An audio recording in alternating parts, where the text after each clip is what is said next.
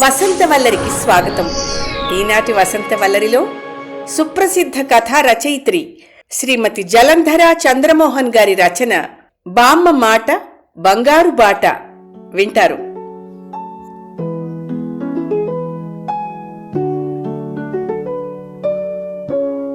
నాడైనా నేడైనా మన కుటుంబంలోనే ఒక స్పెషల్ మహిళ ఉంటారు. చదువున్నా లేకున్నా, డబ్బులున్నా లేకున్నా, సౌకర్యాలన్నీ ఉన్నా లేకున్నా వాళ్లలో కొన్ని ప్రత్యేకమైన లక్షణాలు వారి వ్యక్తిత్వాన్ని ఎప్పటికీ మహోన్నతంగా ఉంచుతాయి. వారున్నా లేకున్నా అప్పుడప్పుడు వాళ్ళని గుర్తు చేసుకోకుండా ఉండలేం. శ్రీమతి జలంధర గారు స్వయంగా వారి బామ్మ గురించి రాసిన ఈ కథలోకి వెళదామా? ఆవిడ పేరు గంగా భాగీరథి సమానురాలైన మంత్రి ప్రగడ లక్ష్మీదేవమ్మ. నాకు చిన్నప్పటినుంచి సౌందర్యారాధన ఎక్కువ. కానీ నేనెంతో ప్రేమించి ఇష్టపడి ఇవాళ్టికి ఎలా అలా ప్రేమైకమూర్తిగా ఆ మనిషి ఉండగలిగిందా అనుకుని ప్రతిరోజూ నమస్కరించుకునే వ్యక్తి మా బామ్మ మంత్రి ప్రగడ లక్ష్మీదేవమ్మ. మా పెద్ద బామ్మ పెద్ద అందగత్తె కాదు. అసలు అందచందాలంటే అర్థం తెలియకనే బ్రతికిన మనిషి. పెదావుటపల్లి గ్రామంలో 100 ఎకరాల భూస్వాములుండేవారు. పెదావుటపల్లి వెంకయ్య గారు, రాం బ్రహ్మం గారు. ఈ ఇద్దరు అన్నదమ్ములు కూలీలను పెడితే పుణ్యం తరిగిపోతుందని స్వయంగా ఇటకరాళ్లను భుజాన పెట్టుకుని కష్టం చేసి పెదావుటపల్లిలో రామాలయం కట్టించిన మహానుభావులు.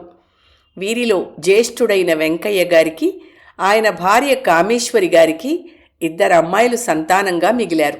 వారి పేర్లు లక్ష్మీదేవి, శేషమ్మ. కామేశ్వరమ్మ గారికి 5 అన్నదమ్ములు.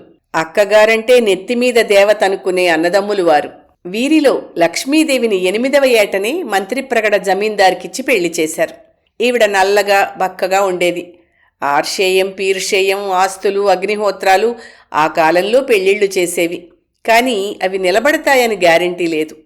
ఈనాడు కోర్టులు, ఆస్తులు, అహంకారాలు దంపతులు విడిపోవడానికి కారణమైతే ఆనాడు కొన్ని విడిపోవడానికి అకాల మృత్యువు కారణమయ్యేది. లక్ష్మీదేవికి 11వ ఏటికే వైధవ్యం ప్రాప్తించింది. అంతటాస్తున్న అత్తవారున్నా పసిబిడ్డ అని తన కడుపులో దాచుకున్నది కామేశ్వరి గారు. మరో బిడ్డ శేషమ్మను తమ్ముడు చంద్రయ్యకిచ్చి చేసుకుంది. కామేశ్వరి గారిని కావమ్మ అనేవారు. ఆవిడొక వ్యవహారకర్త, ప్రేమమూర్తి. 5వ క్లాసు వానాకాలం చదువులు కూడా లేని ఈవిడ తన అన్నదమ్ములకు, వాళ్ల సంతానం అందరికీ ఆరాధ్య దేవత. వారికి ఏ ఇక్కట్లొచ్చినా ఈవిడే ఆదుకునేది. భర్త, మరిది కాలగర్భంలో కలిసిపోయిన దాదాపు 2 తరాల వారికి అవుటపల్లి కావమ్మగారు కులదైవంలా నిలబడింది. అన్నదమ్ములలో తెన్నేటి కాంతయ్య గారు జమీందారీ సంస్థానంలో దివాన్గిరి చేసేవారు. ఒక బిడ్డను కని అతని భార్య చిన్న వయస్సులోనే చనిపోగానే అక్కగారి దగ్గర బావురుమన్నాడాయన. ఈ ఆపద్బాంధవి నేనే పెంచుతాలే బిడ్డను, నువ్వు మళ్ళీ పెళ్లి చేసుకో అన్నది. ఆ బిడ్డ పేరు లక్ష్మీదేవే. లక్ష్మీదేవి వీరు కులదేవతేమో. ప్రతి కుటుంబంలోనూ ఒక లక్ష్మీదేవి అన్న పేరుంటుంది. అప్పటికే శేషమ్మగారు పెళ్ళయి అత్తారింటికి వెళ్ళిపోయింది. తన 2 పిల్లలతో సమానంగా సొమ్ము, నగలు, ప్రేమ, ఆప్యాయతలు ఇచ్చి పెంచింది కామేశ్వరమ్మగారు. ఈ లక్ష్మీదేవికి మళ్లీ చిన్నప్పుడే మానికొండ జమీందారుల బిడ్డ సుబ్బారావు గారికిచ్చి పెళ్లి చేశారు. పెళ్లైన సంవత్సరం లోపలే పండంటి మగబిడ్డను కని 6 నెలల బిడ్డతో పురిటి మంచం చూడాలని మానికొండ నుంచి తెన్నేరు వచ్చి సవితల్లి దగ్గర కాకుండా అలవాటైన మేనత్త దగ్గరకు వచ్చింది. నాకు పిల్లాడితో నిద్ర లేదు, హాయిగా నిద్రపోవాలనుంది అంటూ ఆమె 6 నెలల పసిబిడ్డను మంత్రి ప్రగడ లక్ష్మీదేవమ్మ గారి చేతిలో పెట్టింది. ఆ లేత బాలింతరాలు. అదే ముహూర్తమో, వారం రోజుల జ్వరానికి తట్టుకోలేక స్వర్గస్థురాలయింది ఆ పచ్చి పసుపు కొమ్ము లాంటి బాలింత.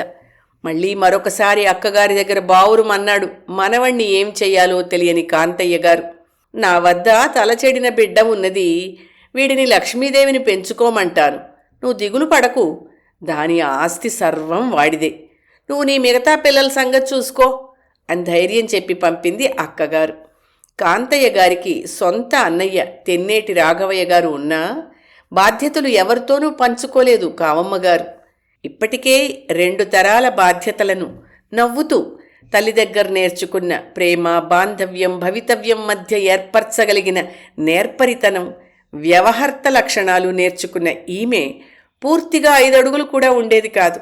అందం కన్నా వయస్సు ఆకర్షిస్తుందని వైధవ్య లక్షణాలు పూర్తిగా ఆవహింపచేసుకుని బోడిగుండుతో, సైను పంచ, విభూతి బొట్టుతో అందరి గౌరవాన్ని పొందే స్థితిలో ఉండేది ఆ ప్రేమమూర్తి.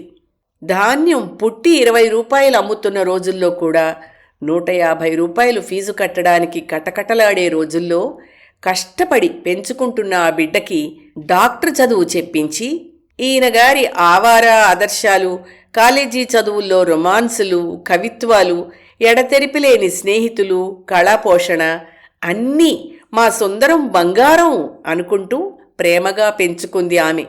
ఆయనే డాక్టర్ గాలి బాలసుందర్రావు గారు. కొడుకుకి వేమూరు రంగనాయకులు గారి అమ్మాయి మధుర మీనాక్షినిచ్చి బంగారం పెట్టి బంగారం లాంటి కోడల్ని తెచ్చుకుంది లక్ష్మీదేవమ్మ. అప్పటికే నా అనేదేమీ లేకుండా అందరికీ పంచే అమ్మతనం ఆవిడిలో పొంగి పొర్లుతూ ఉండేది. బంధుత్వాలే కాదు, తను కలుపుకునే బాంధవ్యాల ముందు రక్త సంబంధమా కాదా, కులమా గోత్రమా మనవాళ్లా కాదా, ఇట్లాంటి దౌర్బల్యాలు దాటి ఎదగడం నేర్చుకుంది మా బామ్మ లక్ష్మీదేవమ్మ. అన్ని ధర్మాలు పాటిస్తున్నట్టే ఉండేది, కానీ ఆమె పాటించే మానవతా ధర్మం ముందు ఏదీ ఆగేది కాదు. అదేం విచిత్రమో, ఆవిడ కళ్ళెత్తి చూస్తే ఆప్యాయత, దయాపారావారాలు ప్రవహించేవి. కానీ కొన్ని వద్దు అన్న ధ్వని ఏదో ఆమె చూపులతోనే వినిపించేది మా బామ్మ. అందరిలోనూ ఆవిడ ఎంత ప్రేమ పోసి పెంచిందో మా నాన్నకి నాకు కూడా అర్థమయ్యేది. ఆవిడ ఆపినప్పుడు ఆగక చాలా పోగొట్టుకున్నాను అనేవారు అప్పుడప్పుడు నాన్న డాక్టర్ జీబీఎస్ అంటే జార్జ్ బెర్నార్డ్ షా అనుకునే అపర మేధావిగా కనబడే ఆయన్ని వాడుట్టి పిచ్చి వెధవ అనేసి మురిసిపోయేది మా బామ్మ. ఆవిడకు తండ్రిలా నలుపు రంగొచ్చింది, కానీ చెల్లెలు శేషమ్మ గారు తల్లిలా పచ్చటి రంగుతో అందంగా మెరిసిపోయేది. కానీ మా బామ్మ ప్రేమ చెల్లెలతో ఆగిపోలేదు. తన బాబాయి పిల్లలు సీతామహాలక్ష్మి, ఉమామహేశ్వరమ్మని కూడా కలుపుకుని మేము 4 అప్పచెల్లెళ్ళం అని చెప్పుకునేది. వీరిలో ఎవరి కాలులో ముళ్ళు దిగినా కంఠంలో కత్తి దిగినంత విలవిలలాడేది మా బామ్మ. వారితో హాస్పిటల్లో ఉండి సేవ చేసేది, ఇంటికి తెచ్చుకుని పథ్యపానాలు చూసి మళ్లీ మనిషిని చేసి పంపేది. పురుళ్ళు, పుణ్యాహవచనాలు, మృత్యుఘంటారావాలు, పసిబిడ్డల కేరింతలు. ఆవిడ ఆత్మీయుల్లో ప్రతి ఒక్కరికి పెద్దక్కయ్య లక్ష్మీదేవమ్మ. అమ్మమ్మ, బామ్మ, మేనత్త ఇలా వరసన ఆవిడ ప్రేమ, సేవ, సొమ్ము పొందనివారు అరుదు. ఇంకా బంధుత్వాలు లేని బాంధవ్యాలు ఎందరివో. పిల్ల కొత్త కాపురానికి వచ్చినా, కడుపుతో ఉన్నా, బిడ్డలు లేకపోతే ముడుపులు గట్టించినా అన్ని ముడుపులకు చివరి ముడి మా బామ్మ ప్రేమ. ఏనాడు నాకు తెలిసి నీకింత పెట్టానని గాని, నీకింత సేవ చేశానని గాని ఆవిడ నోట పరుషవాక్యం వచ్చేది కాదు. ఆవిడ మాటకు ఎదురులేదు. ఆవిడ చెప్పే మాట ముందు దస్తావేజు ఆగేది కాదు. ఆవిడ మాట తిరుగులేని శాసనంలా అయింది. నల్లగా, పొట్టిగా, బోడిగుండుతో, తెల్లని సైను పంచతో ఉండే ఈవిడ మాట అసలు ఎందుకు అందరూ వినేవారు అని పెద్దదాన్నయిన తర్వాత ఆలోచించేదాన్ని, ఆశ్చర్యపడేదాన్ని. అదే ఆవిడ మ్యాగ్నెటిజం అనేవారు నాన్న. అమ్మ పోయిన తర్వాత నన్ను కళ్ళల్లో పెట్టుకుని చూసుకుంది మా బామ్మ. పెళ్లి కాని అందమైన కూతురు, 7 ఏళ్ల కొడుకుతో ఒంటరిదైన మా అమ్మమ్మ వేమూరి సరస్వతమ్మ గారిని దగ్గరే ఉంచుకుని పిన్నికి సంబంధం చూసి మా పెదావుటపల్లిలో పెళ్లిచూపులు ఏర్పాటు చేసి పెద్దరికం వహించి వ్యవహర్తగా పెళ్లి కుదిర్చింది మా బామ్మ. మా పిన్ని కామేశ్వరి బంగారు బొమ్మలా ఉండేది. మా బాబాయి వామరాజు సీతారామయ్య గారు నల్లగా ఉండేవారు. శ్యామసుందర రామస్వామి వానమాంకమున హేమసుందరి సీతాభామ ఉన్నది అదుగో అని పాడేది బామ్మ పక్కున నవ్వుతూ. అమ్మ పోయినా పిన్ని బాబాయికి బామ్మంటే ఎంత ఇష్టమో, ఎంత చనువో. తల్లి లేని పిల్లనని నాకు బాబాయి పిన్ని బోలెడు పట్టుపరికినీలు, బొమ్మలు తెచ్చేవారు. అన్నీ బావున్నా పిల్లనెక్కడ మేం పెంచుకుంటామని తీసుకెళ్ళిపోతారోనన్న భయం బామ్మకెప్పుడూ ఉండేది. ఆ ఒక్కటి అడక్కు అన్న అభ్యర్థన లాంటి ఆజ్ఞ ఆవిడ బాడీ లాంగ్వేజ్లో ఉండేది అనేవారు బాబాయ్. కుంపట్ల మీద మడితో బామ్మ చేసే వంట నాన్న ఆప్యాయంగా ఆయన స్నేహితులతో పంచుకునేవారు. ఆవిడ వాళ్ళకి అంటే డాక్టర్ కుర్రాళ్ళకి ముద్దలు కలిపి పెట్టేదిట. ఆవిడ తినేవరకే మడి. ఆ తర్వాత తినేవాళ్ళు ఎవరైనా పెట్టేటప్పుడు సమానత చూపే అమృతమూర్తి ఆవిడ. కౌలు వసూలు కోసం నన్ను తీసుకుని బామ్మ పెదావుటపల్లి వెళ్లడం పెద్ద ప్రహసనం. 8 వయసులో చాలా జ్ఞాపకాలు. అప్పుడు రైళ్లలో ఇన్ని సౌకర్యాలు లేవు. ఉన్నంతలో నాకు పలహారం, భోజనం, బిస్కెట్లు, పళ్ళు అన్నీ అమర్చేది. ఆవిడ నిద్రకు జోగేది గాని నిద్రపోయేది కాదు. నా మీద వేసిన చెయ్యి నాకు అభయహస్తం. నేను హాయిగా నిద్రపోయేదాన్ని. విజయవాడ స్టేషన్లో నా బుల్లి చెయ్యి వదిలేది కాదు బామ్మ. మరచెంబు నేను. మమ్మల్ని రిసీవ్ చేసుకోవడానికి వచ్చిన బంధువు సామాను, కూలి సంగతి, రిక్షాలు అన్నీ చూసుకునేవారు. హనుమాన్లపేట ఇంట్లోకి అడుగు పెట్టగానే ఒక్కసారిగా ఆప్యాయతల కోలాహలం. వరసలు కలుపుకుంటూ అందరు బంధువులు చేరేవారు. పండుగల 2-3 రోజులు గడిచిన తర్వాత పెదావుటపల్లి ప్రయాణం. గూడ్స్ బండిలో బాగా గడ్డి వేసి మెత్తగా పరుపులాగా చేసి దానిమీద లావాటి దుప్పటి వేసి నన్ను పడుకోబెట్టేది బామ్మ. ఆ ఊళ్ళలో ఎందుకని ఆవిడకంత గౌరవమో ఇప్పటికీ నాకు అర్థం కాదు. లక్ష్మీదేవమ్మ గారి బండి వస్తోందంటే ఊరు కామందులంతా లేచి నిలబడి దండాలమ్మా అనేవారు. చిన్నదొరసాని గారు బాగున్నారా అని నవ్వు ముఖంతో నా దగ్గరకొచ్చి పలకరించేవారు. మేం మా ఇంటికి వెళ్ళేటప్పటికీ కాగుల్లో వేడినీళ్లు సిద్ధంగా ఉండేవి. నేను పొద్దున్నే ఇడ్లీలు తింటానని సీతారాముడు అనే మా పాలేర్ల పిల్లాడు సైకిల్ మీద గన్నవరం వెళ్ళి ఇడ్లీలు తెచ్చేవాడు. వెన్న కరిగించి నెయ్యి సిద్ధంగా ఉంచాలి. వేడివేడి అన్నం, కూర, పెరుగు. నాకు ఆస్తమా వచ్చిందని మా బామ్మ పథ్యం మీదే పెంచేది. కొబ్బరి తిననిచ్చేది కాదు. టొమాటోలు తింటారని నాకు 15 సంవత్సరాలు వచ్చేదాకా తెలీదు. చాలా నిషిద్ధాలుండేవి. తాను ఇంట్లో కాచిన కొబ్బరి నూనె, ఇంట్లో రుబ్బిన గోరింటాకు, మా పనమ్మాయి విసనకర్ర అలుకుడు పేడతో అలికి ముగ్గులు పెట్టేది. నేను ఫ్యాన్ లేకుండా పడుకోనని నాకు రాత్రంతా విసరడానికి ఒక పనివాడు, లాంతరు సిద్ధం. కథలు చెప్పి రామస్కందం, హనుమంతం చదివించి ఒళ్ళో పడుకోబెట్టుకుని నిద్రపుచ్చేది మా బామ్మ. ఎప్పుడు లేచేదో ఏమి తినేదో నాకు జ్ఞాపకం లేదు. ఊరంతా ఆవిడొచ్చిందని గౌరవార్థం చూడ్డానికి వచ్చేవారు. చాలా పంచాయతీలు తీర్చేది. చేతుల్లోకి పంట రాగానే ఎంతోమందికి ఫీజులు కట్టేది, బట్టలు కొనేది. ఒకసారి ఒక పెద్దబ్బాయిని చెంప మీద కొట్టింది. నేను హడిలిపోయి ఏడుపు లంఘించుకున్నాను.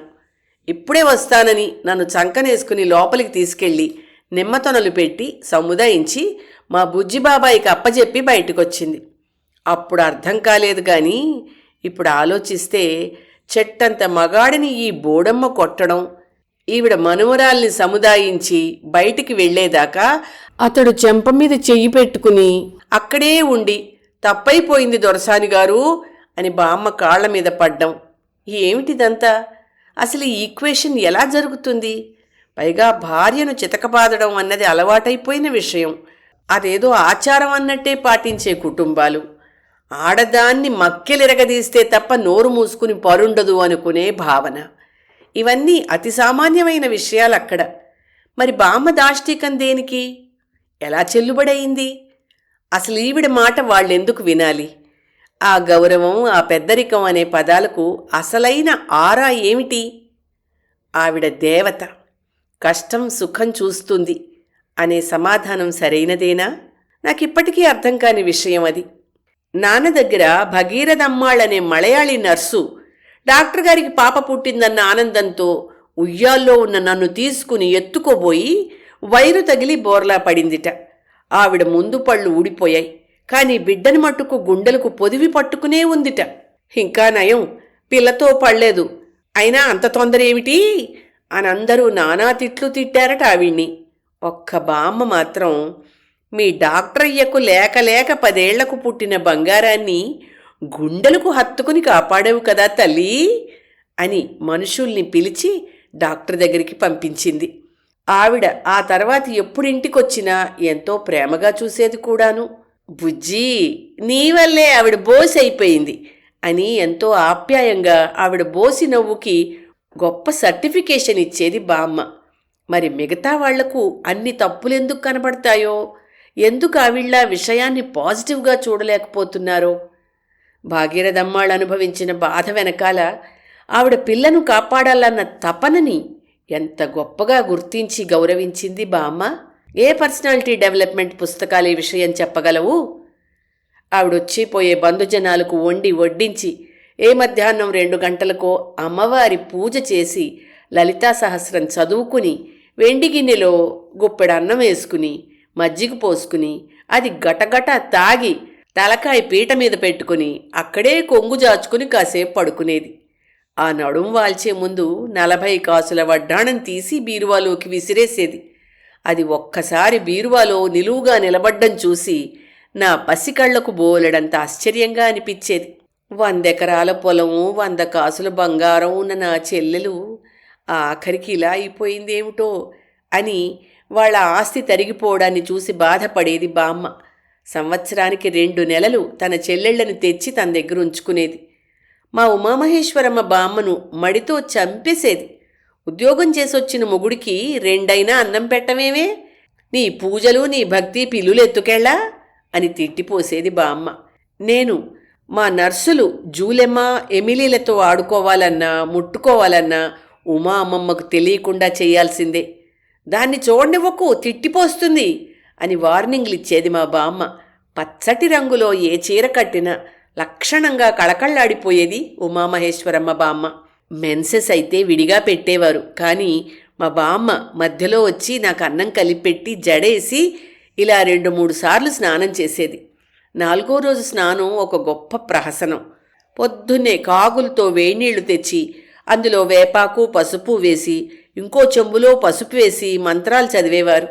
మొదటి 3 చెంబులతో నీళ్లు పోసుకోమని, తర్వాత నన్ను ముట్టుకుని తల రుద్ది పచ్చి పసుపు శనగపిండితో ఒళ్ళంతా రుద్ది ఆ నీళ్లన్నీ పోసి తల పిడప సాంబ్రాణి, వేడివేడి అన్నంలో గోంగూర పచ్చడి వెన్న ముద్ద, 2వ వెండి గిన్నెలో పెరుగన్నం ఆవకాయ ముక్క నోట్లో గోరు ముద్దలుగా కలిపెట్టి పడుకో, స్కూల్ టైంకి లేపుతాంలే అని పడుకోపెట్టేది మా బామ్మ. చెయ్యి కూడా గిన్నెలో కడుక్కున్న ఆ వైభవం నుంచి ఒక్కసారిగా రియాలిటీలోకి వస్తే ఇంకా మా బామ్మలకి వంట చేసి బామ్మలకి కంచాలు మంచినీళ్లు పెట్టి కుంపట్లో 4 బొగ్గులు వేసి వేడిగా అన్నం గిన్నె పెట్టి నెయ్యి కరిగించి పెట్టి వడ్డించేది. ఇక నాన్నకి, ఆయనకి చేతులతో అన్నం తింటే ఏదో అలర్జీ వచ్చేది. అందుకని ప్లేటు చుట్టూ 4 గిన్నెల్లో పప్పు కూర పులుసు పెరుగు పెట్టి, నెయ్యి కరగందే ఆయన తినరు కాబట్టి స్పిరిట్ ల్యాంపు అగ్గిపెట్టా పెట్టాలి. కూరలో రుచికి అన్నీ వెయ్యాలి, కానీ కరివేపాకు లాంటివి ఏరి వెయ్యాలి. శుచి శుభ్రం ఇదే మడి అనేవారు నాన్న. అన్నీ సిద్ధం చేసి కాలేజీకి వెళ్లే మనవరాలంటే మా బామ్మకి గుండె జారిపోయేది. నాన్నగారికి ఆరోగ్యం బాగోలేనప్పుడు ఆయన గదిలో రాత్రంతా కూర్చుని చదువుకుని పడుకునేదాన్ని. తెల్లవారుజామునే నా అరికాలెవరో ముట్టుకున్నట్టయి చూస్తే మా బామ్మ కర్రతో నా అరికాలు మీద తట్టేవారు. ఏమిటి బామ్మ అంటే, కాఫీ తాగుదు గాని దా అనేవారు. చాలా కష్టపడిపోతున్న మనవరాలికి పొద్దున్న కాఫీ అన్నా ఇవ్వాలని ఆవిడ కోరిక. దాని వెనకాల ఉన్న అక్కర ప్రేమ ఆప్యాయత ఏమని చెప్పాలి? ఎవరికి చెప్పగలను? ఎలా అర్థమవుతుంది? ఇది రాస్తుంటే కూడా నా కళ్ళల్లో నీరు జాలువారుతోంది. ఎంత పనున్నా, ఎంత అలసిపోయినా పడుకునే ముందు కనీసం ఒక 15 నిమిషాలైనా మా బామ్మ అరిపాదాలకు నూనె రాసి కాళ్ళు పిసికేదాన్ని. ఆవిడ అడిగేది కాదు, నాకే దానిని చెయ్యాలనిపించేది. పగుళ్లతో నల్లగా ఎండిపోయిన పాదాలు ఎందుకో చెయ్యాలనిపించేది నాకు. కాళ్ళు పిసికిన తర్వాత బామ్మ ఇట్రా అని నన్ను కౌగలించుకుని తన పక్కన పడుకోబెట్టుకుని లక్ష్మీ నృసింహ అంటూ పద్యం చదువుతూ ఒళ్ళంతా నిమిరేది. తన డొక్కలో దూరి పడుకునేదాన్ని. నా నడుం చుట్టూ చెయ్యి వేసి దగ్గరకు లాక్కునేది. ఆ పొదివి పట్టుకోవడంలో ఏదో రక్షణ, ఏదో సెక్యూరిటీ. ఆ నల్లటి ఎండిపోయిన నరాలు కనబడుతూ ఉండే ఆ చెయ్యి నాకిచ్చిన భద్రత, ఓదార్పు, లాలన ఆ తర్వాత జీవితంలో నగలు, ఆస్తులు, హోదా, గౌరవం ఏది నాకంత తృప్తిని ఇవ్వలేదు.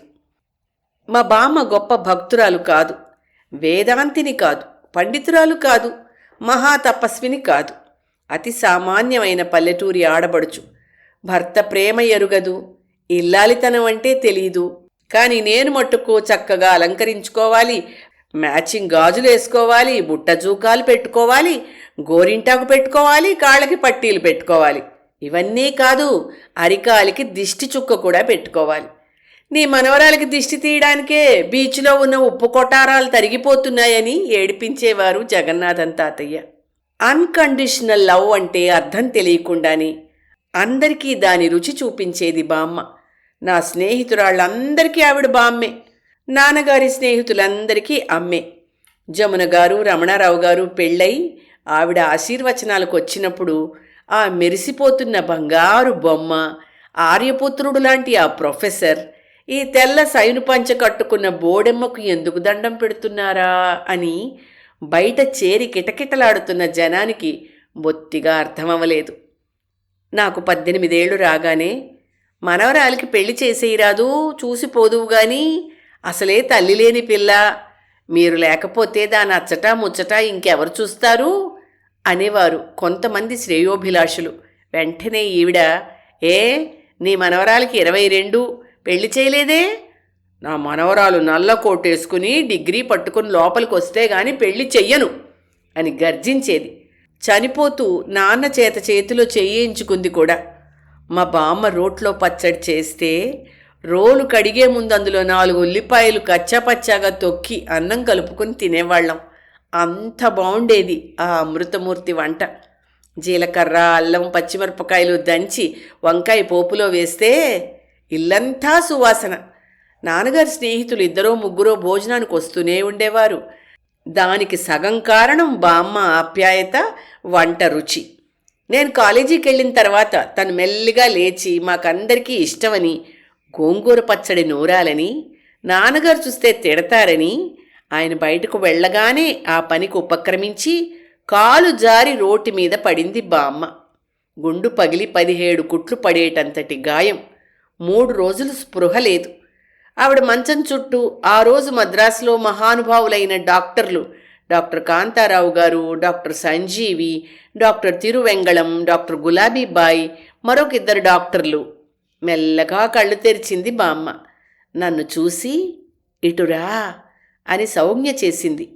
బామ్మ అని దగ్గరికి పరిగెత్తాను. పులుసులో ములక్కాడ ముక్కలు, చిలగడదుంప ముక్కలు వేయించాను కదా, నా కొడుక్కి పెట్టావా అని అనగానే అందరి కళ్ళల్లో నీటి తెర. అంత దెబ్బ తగిలి కళ్ళు తెరిచిన మనిషికి నొప్పి, బాధ ఏదీ గుర్తులేదా? కొడుకు పులుసులో ముక్కలు గుర్తొచ్చాయా? అందరికీ తల్లులుంటారు, పేగుబంధం ఉంటుంది, బాధ్యతలు, హక్కులు, ప్రేమలు చాలా ఉంటాయి. కానీ అమ్మ, అన్కండిషనల్ లవ్ అందించే అమ్మ ఉండదు. అది భగవంతుడి ఆశీర్వచనం. ఈ అమ్మ కాని అమ్మ ఎంతమందికో అమ్మ. ఆవిడ 3 తరాల బాధ్యత వహించింది. బామ్మ లక్ష్మీదేవి, నాన్న బాలసుందర్రావు, నేను. ప్రేమ నేర్చుకోలేం, ప్రేమ రుచి చెప్పలేం. అది అనుభవించిన వాళ్లే మరొకళ్ళకి మనస్ఫూర్తిగా నిరాపేక్షతో అందించగలరు. ఆ ఆనందం పరస్పరం. నా దృష్టిలో ఏ రకమైన ప్రాపంచిక జీవితానందం తెలియని మా బామ్మ 3 తరాలను పెంచి పెద్ద చేసి ప్రేమతో హాయిగా బ్రతకడం, పంచుకోవడంలోని ఆనందం నేర్పిన మధురమూర్తి.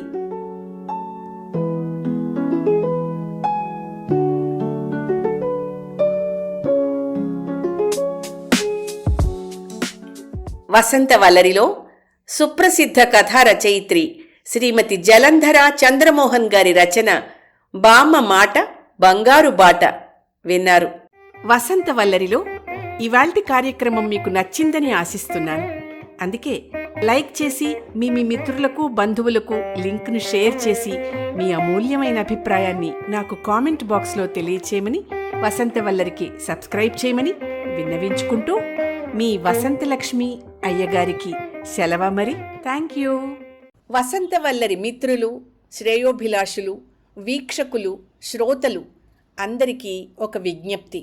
గతంలో లాగానే ఎప్పటికప్పుడు నా కథలను విని స్పందన తెలియచేయమని కోరుతూ నేను చదివిన కథ మీకు బాగా నచ్చినట్టయితే తప్పకుండా హైప్ ఆప్షన్ నొక్కి నన్ను ప్రోత్సహిస్తారు కదూ.